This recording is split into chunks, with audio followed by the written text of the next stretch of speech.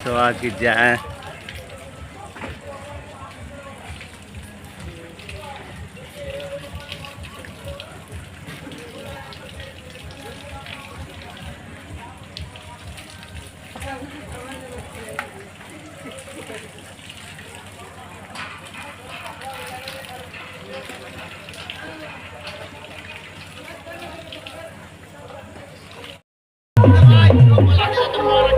हम अपने भिंगाल जी देखा तो हम अपने भिंगाल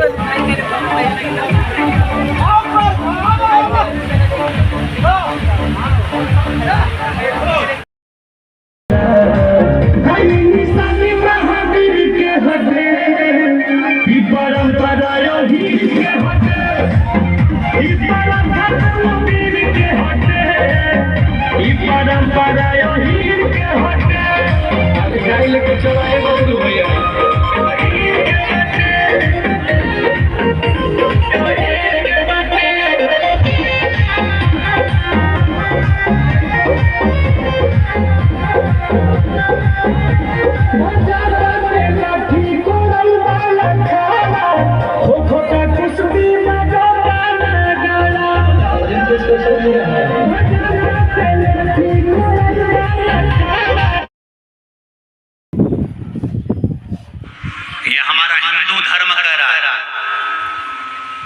ये हमारा सनातनी भाव कर रहा कि घर में जब कोई निर्णय लिया जाता है किसी सनातनी के घर में, किसी हिंदू धर्म के अंतर्गत किसी सनातनी के घर में जब कोई निर्णय लिया जाता है तो घर की माता से, घर की स्त्री से, घर की बहन से भी पूछा जाता है कि आप हमको ये कर लेना चाहिए। ये सनातनी धर्म के अंतर्गत,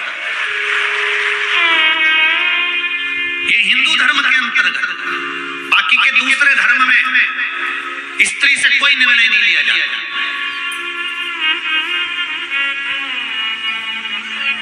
दूसरे धर्म के अंतर्गत स्त्री का कोई निर्णय नहीं माना जाता। दूसरे धर्म के अंतर्गत स्त्री से नहीं पूछा जाता कि तुम ये निर्णय देने के लायक हो, तुम ये निर्णय दोगे। पर केवल एक सनातनी धर्म, केवल एक हिंदू धर्म के अंतर्गत स्त्री से भी पूछा जाता है। जब कोई संबंध करा जाता है, कोई कार्य किया जाता है, कोई दुकान डाली जाती है, कोई व्यापार किया जाता है, कोई व्यवसाय किया जाता है, कोई अच्छा काम किया जाता है, कोई यज्ञ अनुष्ठान तथा भागवत सत्संग, संकीर्तन, सत्यनारायण भगवान की पूजन अर्चना कुछ भी करी जाती है तो घर की माता से, घर की स्त्री से भी पूछा जाता है। घर की किसी भी एक माता से, एक नारी से, एक स्त्री से पूछा जाता है, क्यों मम्मी, क्यों माँ, क्यों आई, ये कर ले क्या? माँ हम ये कर ले, दादी हम ये कर ले, बहन हम ये कर ले। धर्मपत्नी से पूछते हैं क्यों हम ये कर ले। अर्थात केवल एक सनातनी धर्म के अंतर्गत ये देवताओं से हमको सीखने को मिलता है कि सनातनी धर्म के अंतर्गत नारी को भी निर्णय देने का हकदार बनाया गया है। शिव पंचायत के अंतर्गत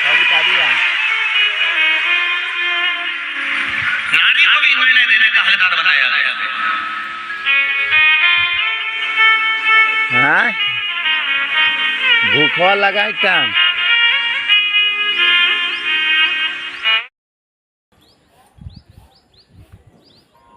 एक बेटा अपने पिताजी से कहे पापा 500 रुपए चाहिए, मुझे स्कूल में पिकनिक मनाने जाने का। पिताजी देंगे? चलो फालतू की बात नहीं, कोई पिकनिक मनाने नहीं जाएगा। किसी को यहाँ जाने की जरूरत नहीं है, घर में रहिए और पढ़ाई करिए। पिताजी बेटे को 500 रुपए नहीं देंगे और वही बेटा जब मम्मी के पास जाएगा, माँ के पास जाएगा, दादी के पास जाएगा, दीदी के पास जाएगा, बहन के पास जाएगा, चाची के पास जाएगा, बुआ के पास जाएगा और जाकर किसी भी स्त्री से, बुआ से, चाची से, दीदी से, मामी से, मम्मी से, माँ से, दादी से, नानी से, किसी के